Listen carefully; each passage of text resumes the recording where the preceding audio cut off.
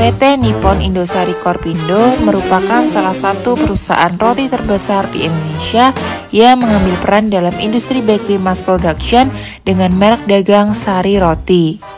Perusahaan ini berdiri sejak tahun 1995 dengan memiliki dua lini produksi, yaitu roti tawar dan roti manis. Saat ini, persaingan industri roti di Indonesia bisa dikatakan sangat ketat. Hal tersebut ditandai dengan munculnya berbagai macam merek roti dengan ciri khas dan keunikannya masing-masing. Dalam kondisi ini, PT Nippon Indosari Korpindo harus mampu menjaga keberlangsungan hidup perusahaan dan daya saing produknya dengan cara menjaga kualitas produk, mengenali konsumen, menunjukkan diferensiasi, terus berinovasi, memperluas jangkauan pasar, dan mencari mitra kerja. Sebagai bentuk pembuktian Sari Roti dengan klaim rotinya Indonesia atas produk yang dibuat, semua produk yang dikeluarkan Sari Roti telah terdaftar di Badan BPOM Indonesia dan sudah memperoleh sertifikat halal dari Majelis Ulama Indonesia. Untuk menjaga dan mempertahankan kualitas produknya, Sari Roti memilih bahan-bahan yang berkualitas dari tahap produksinya, pengolahan yang steril dari setiap pemrosesannya, dan tahap pendistribusian yang dilakukan secara profesional dengan mengikutsertakan tenaga ahli di bidangnya. Dari penjelasan singkat tadi, dapat diketahui bahwa Sari Roti telah melakukan berbagai upaya untuk tetap eksis di industri roti Indonesia, mulai dari aspek kesejahteraan karyawan, pendistribusian, dan inovasi produk. Namun, tidak bisa dipungkiri bahwa dalam setiap proses produksinya pasti akan muncul berbagai kendala, baik karena faktor internal maupun eksternal. Selamat pagi, siang, sore, dan malam.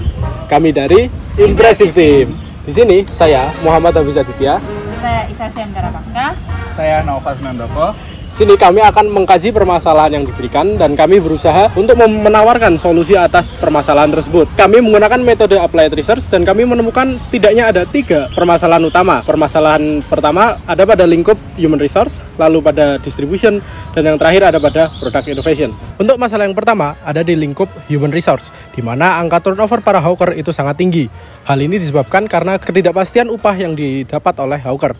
Hal ini disebabkan oleh jumlah produk yang dapat mereka jual itu sangat bervariasi. Kami menyimpulkan bahwasannya ada satu kata kunci yang mendasari permasalahan ini, yakni ketidakpastian, di mana para hawker tidak memiliki kepastian berapa upah yang akan mereka terima, dan hal ini disebabkan oleh ketidakpastian jumlah produk yang dapat mereka jual. Untuk itu, kami mengusulkan untuk mengubah sistem penggajian para upah dengan sistem gaji campuran, dan kita juga harus melakukan optimasi terhadap channel penjualan hawker. Sistem penggajian campuran memiliki 3 komponen utama.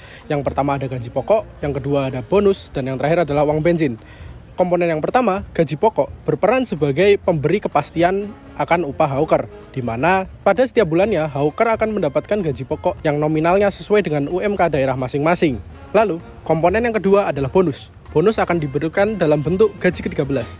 Bentuk gaji ke-13 ini dimaksudkan agar hawker memiliki motivasi yang kuat selama 1 tahun. Nominal dari bonus disusun dari nominal UMK dan juga nominal bonus.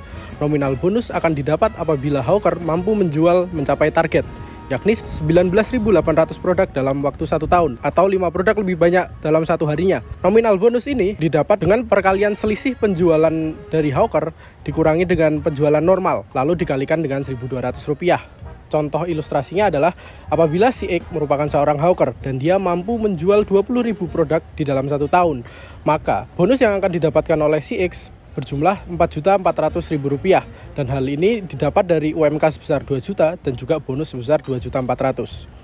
Lalu komponen yang terakhir ialah uang bensin. Hawker memiliki 2 pilihan kendaraan untuk menjualkan produk. Yang pertama adalah gerobak yang akan diberikan, lalu yang kedua adalah motor pribadi.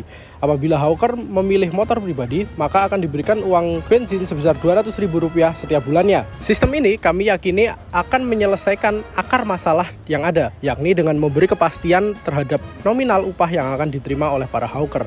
Akan tetapi, sistem ini sangat bergantung terhadap jumlah UMK daerah hawker itu beroperasi. Daerah dengan UMK yang tinggi akan memiliki biaya hawker yang relatif lebih tinggi dibandingkan daerah yang memiliki UMK rendah. Untuk itu, diperlukan adanya optimasi channel penjualan hawker.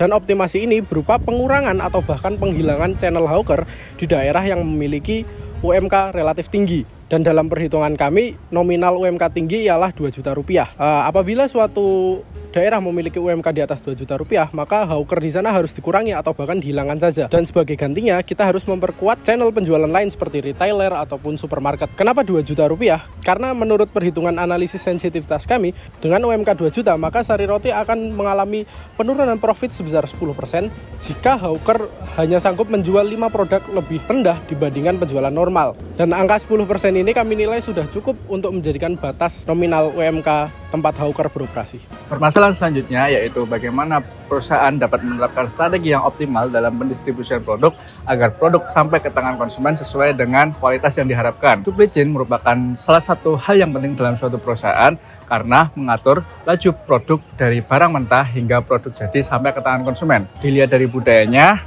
Sari Roti sangat mengedepankan hasil yang optimal demi kepuasan dari pelanggannya atau konsumennya. Kami mengusulkan efisiensi supply chain untuk strategi dalam perusahaan Sari Roti agar pendistribusian produk sesuai dengan kualitas yang diharapkan konsumen. Dengan efisiensi supply chain, perusahaan diharuskan melakukan optimasi biaya di setiap proses usahanya. Efisiensi supply chain ada 2 hal yang harus diperhatikan. Yang pertama yaitu lini supplier dan distributornya, yang kedua yaitu lini manufakturnya. Lini supplier dan distribusinya didesain dengan mindset efisien dengan meminimalkan biaya distribusinya. Ada beberapa hal yang harus dilakukan. Yang pertama, meminimalkan biaya distribusi atau suppliernya. Yang kedua, meminimalkan inventory cost-nya. Dan yang ketiga, mengoptimalkan jaringan distribusinya. Yang kedua yaitu lini manufakturnya. Lini manufakturnya harus didesain dengan mindset responsif untuk menyerap fluktuasi demand. Ini dapat dilakukan karena lini manufaktur dari Sari Roti tergolong sudah cukup kuat karena memiliki pabrik di berbagai daerah. Untuk menerapkan efisiensi supply chain, maka perusahaan harus membuat atau menetapkan standar operasional atau SOP sesuai dengan kriteria dari Sari Roti itu sendiri. Ada beberapa SOP yang harus dibuat. Yang pertama, yaitu menetapkan standar dari packaging-nya. Yang kedua, yaitu menetapkan standarisasi dari armada logistik yang akan mereka pilih. Yang ketiga, yaitu melakukan audit setiap periodenya. Yang keempat, yaitu menggunakan software enterprise resource planning untuk men-tracking jalannya distribusi dari awal hingga akhir. Pada permasalahan yang ketiga yaitu terkait produk innovation, di mana saat ini sudah mulai banyak kompetitor dari berbagai brand yang membuat Sari Roti harus tetap berupaya untuk menjaga loyalitas konsumennya. Salah satu upaya yang sudah dilakukan pihak Sari Roti yaitu dengan memberikan penghargaan berupa hadiah kepada para pelanggannya yang sudah melakukan pembelian produk secara berkala. Namun, upaya tersebut bukan menjadi jaminan Sari Roti untuk tetap menjadi perusahaan roti nomor 1 di Indonesia. Untuk tetap menjadi perusahaan roti nomor 1 di Indonesia, maka Sari Roti membutuhkan sebuah inovasi. Adapun inovasi yang dilakukan yaitu dengan membuka gerai Sari Roti di berbagai cabang. Melalui gerai tersebut akan memudahkan konsumen dan pelanggannya untuk mencari dan memilih produk apa yang mereka butuhkan. Adanya gerai visual juga akan meningkatkan rasa keinginan tahuan dan rasa penasaran konsumen terhadap produk apa saja yang mereka jual di gerai tersebut.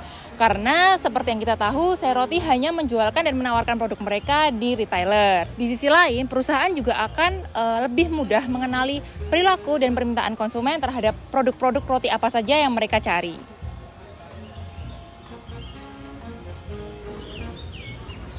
Di era modern saat ini, tentunya konsumen juga menginginkan adanya jasa custom produk-produk berbagai olahan kue dan roti. Contohnya kue untuk ulang tahun, roti pernikahan, dan sebagainya. Melalui gerai roti yang ada, maka akan membuka peluang Sari Roti untuk menerima jasa custom tersebut. Selain itu, dengan gerai roti, maka dapat dijadikan sebagai tempat penjualan pertama produk-produk inovasi yang dikeluarkan oleh Sari Roti. Contohnya produk komplementer seperti misis, mentega, dan selai. Melalui gerai roti yang ada, maka dapat dijadikan sebagai tempat pertama penjualan produk-produk inovasi tersebut.